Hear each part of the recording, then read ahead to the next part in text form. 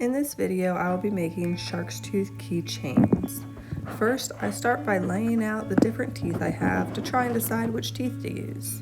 The kids love helping, and I love seeing their little hands move the teeth around. They love making different projects with me, but sometimes the resin can be tricky for them to work with. So I always find ways for them to help me and little projects for them to do that are including them in our project.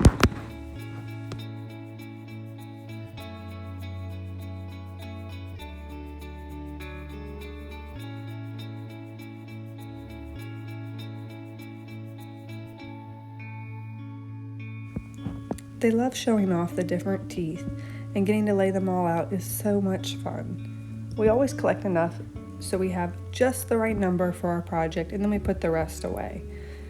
These teeth will get knocked on the ground, and we end up having them all over our house sometimes, which then can be its own hunt in itself, finding new teeth later on. I already had the molds laid out, so now it's time to mix our resin. I used part A, and I did 60 milliliters of part A into this cup.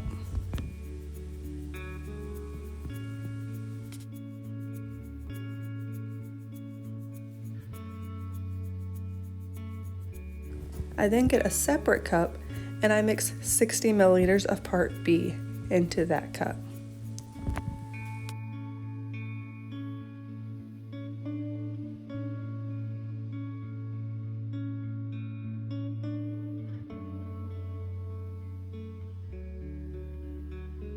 After I have each cup with 60 milliliters of part A and part B in the separate cups, then I put the two cups together.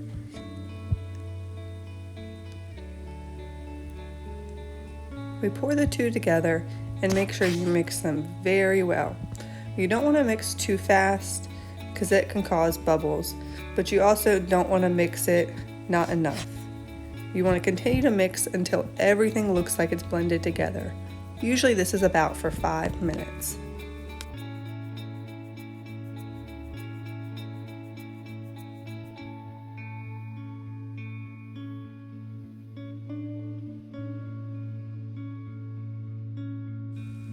I usually pour them back and forth between cups to help mix it extra well. And while I'm doing this, Elena organizes the different little molds we have for the different keychains. Next, we will get out our different colors and put our colors into a couple different cups of which colors we want to use. We decided to go with this blue, and this is another step I let the kids help with because it's fun for them to mix the different colors and make their special shade that they want to use for the project.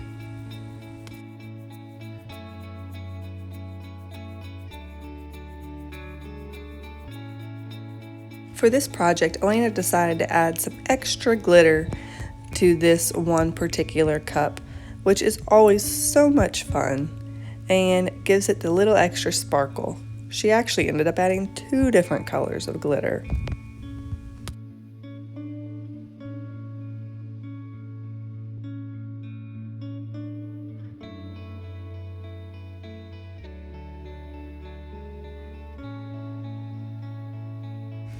After she's happy with the color, she likes to inspect it to see if it's good. Then we'll add resin to the mixture of her different colors and we'll mix that up really well. You want to make sure the pigment is evenly distributed and it'll give it a nice pretty color. Then we're going to move on to this next color. We decided to go with a sand color. This sand is sand that we had collected in the bottom of our different totes that has fallen off of seashells that we've collected, so we're just recycling the sand we found. Then we take our molds and make sure they're laid out, and we'll put just a tiny little thin layer in the bottom of each mold just to coat it. In this project, we're going to do half the molds in the blue and half the molds in the sand color. After we pour the little bit of resin in it, we move it around to make sure it covers the full surface of the mold. And we do that to each and every single mold, making sure you get all the different crevices filled and making sure there are no air bubbles in each corner. It's kind of satisfying to watch it move around and fill up.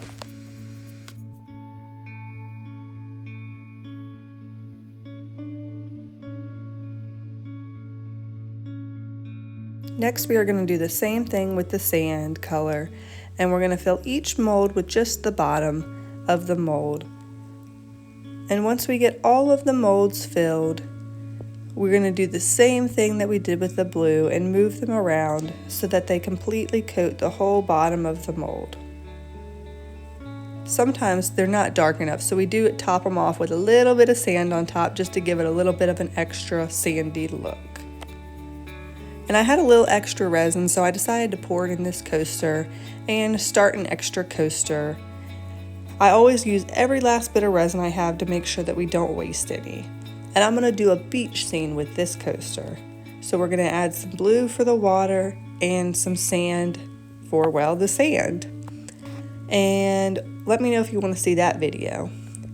After we let it cure for a little while so that it's hard and our teeth don't sink down to the bottom, we place the shark's teeth. This is also another cool project for the kids to do because they like to choose which tooth goes in which keychain. And they always have so much fun choosing the teeth and placing them. After all the teeth are placed, we use a toothpick to move them around and make sure they are perfectly spaced. Then we top them off with some clear resin to seal them in.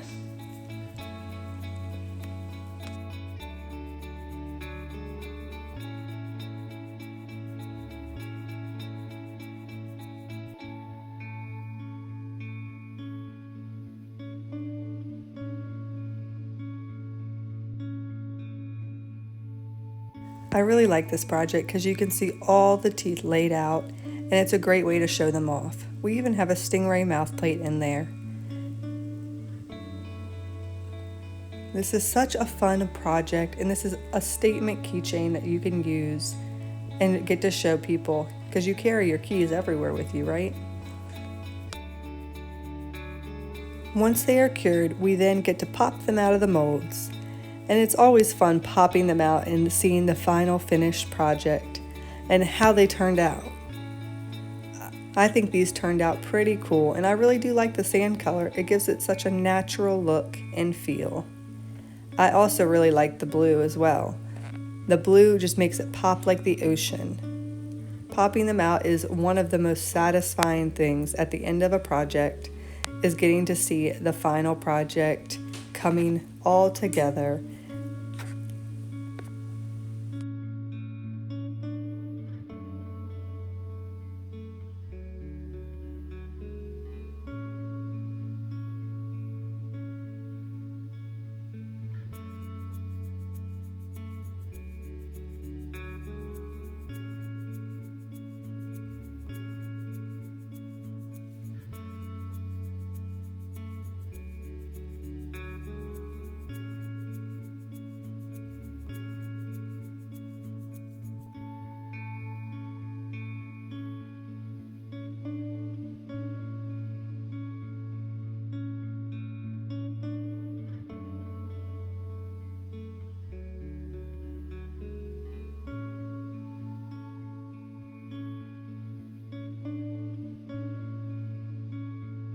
After all the teeth are popped out, I then put them in a bowl just so we don't lose them. Having just a bowl of them is kind of satisfying too. But now it's time to put on the keychain. I use 2 pairs of pliers, and I do use a tweezer sometimes because they are kind of small. And I put them through this little hole and then squeeze the clasp together. Sometimes it can be a little tricky to get it all the way through just because they're a small keychain. But I like keeping the ring small because it keeps it delicate. And here's the finished product of all of the keychains. You can find these on our Etsy store, and I'll put the link below. But make sure to subscribe and follow us for more resin projects and to watch our adventures on the beach. Thanks for watching.